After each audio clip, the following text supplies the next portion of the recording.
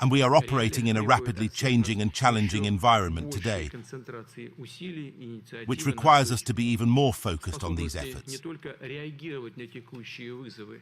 We must not only respond to the challenges we face today, but also shape our long-term objectives together with our partners. We must suggest and discuss fundamental matters openly and constructively, matters that are important not only for us, but for the global community. Let me emphasize, the world is rapidly changing, and there will be no business as usual in politics, economics, or anywhere else. More and more countries are seeking to reinforce their sovereignty and national cultural identities. We are seeing countries from the global south, including Asia, Africa, and Latin America, coming to the fore. Since Soviet times, we have recognized the importance of these regions, but there is new momentum in this regard. We observe ongoing transformations in Eurasia, where major integration projects are underway. It is based on this new economic reality that we witness the emergence of a multipolar world order. This is an objective process that reflects cultural diversity, despite efforts to standardize. Today, we're making another concrete peace proposal. If Kyiv rejects it once again,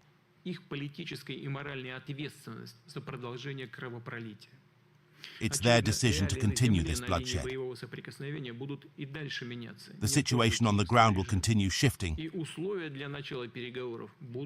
and not in favor of the Kyiv regime, and the conditions for negotiations will change accordingly. I want to emphasize that our proposal goes beyond a mere ceasefire or temporary truce, as desired by the West.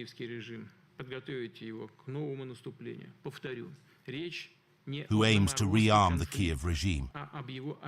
Our aim is not to freeze this conflict, but to bring it to a definitive end. Once again, I stress that as soon as Kyiv agrees to the terms we propose today, including a complete withdrawal of its troops from the Donetsk and Luhansk People's Republics, Zaporizhzhia and Kherson regions, and begins this process in earnest, we are prepared to commence negotiations without delay.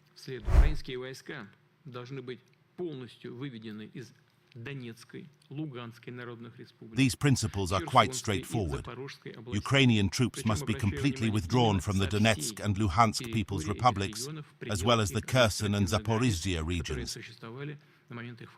I want to emphasize, from the entire territory of these regions within their administrative boundaries, as they existed at the time they were incorporated into Ukraine. As soon as Kyiv announces its readiness for such a decision and begins the actual withdrawal of troops from these regions, as well as officially notifies about renouncing plans to join NATO, we will immediately, literally in the same minute, issue an order to cease fire and begin negotiations. I repeat, we will do this without delay, and we will simultaneously guarantee the unhindered and safe withdrawal of Ukrainian units.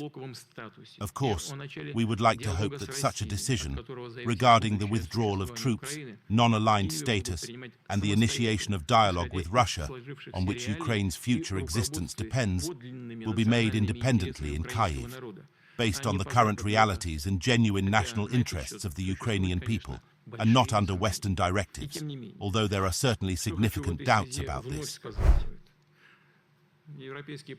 The recent elections in the European Parliament have demonstrated that European politicians tolerate the humiliation they face from the United States, which has been exploiting Europe. They force them to buy their expensive gas, by the way, which in Europe is 3 to 4 times more expensive than in the USA.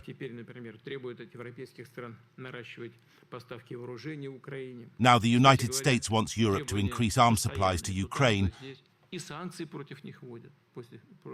and imposes sanctions against European economic operators arbitrarily.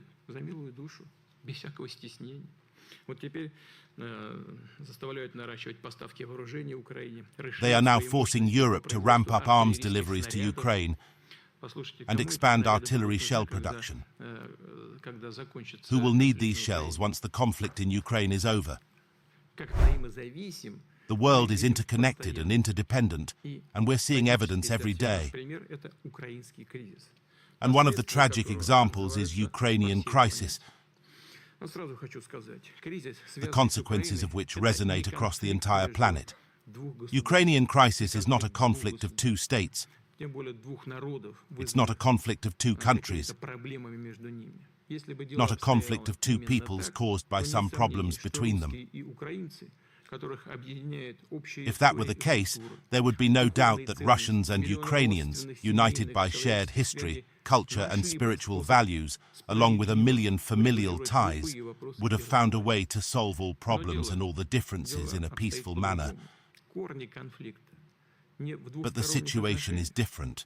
The roots of this conflict are not in bilateral relations between the two countries.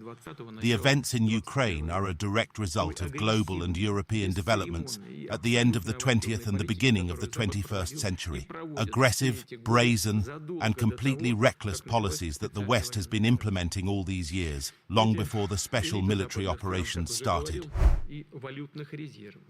The Western countries have frozen Russia's assets and current reserves. Now they're scrambling to establish a legal framework to snatch them and to make them their own. But all bureaucracy aside, this will remain pure and simple theft. The issue goes even deeper. By stealing Russian assets, they take another step toward undermining the system they themselves created, which has ensured their prosperity for many decades. It allowed them to consume more than they earned through debt and obligations, attracting money from around the world.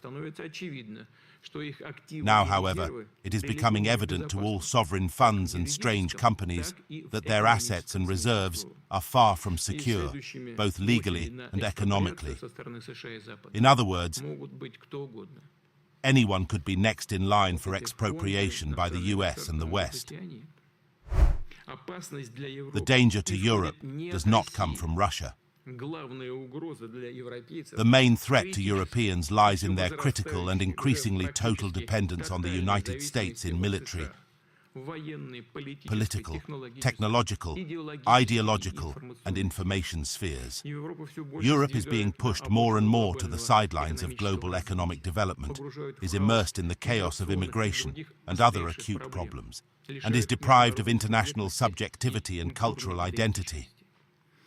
Sometimes it seems that the ruling European politicians and representatives of the Euro bureaucracy are more afraid of falling out of favor with Washington than losing the trust of their own people, their own citizens.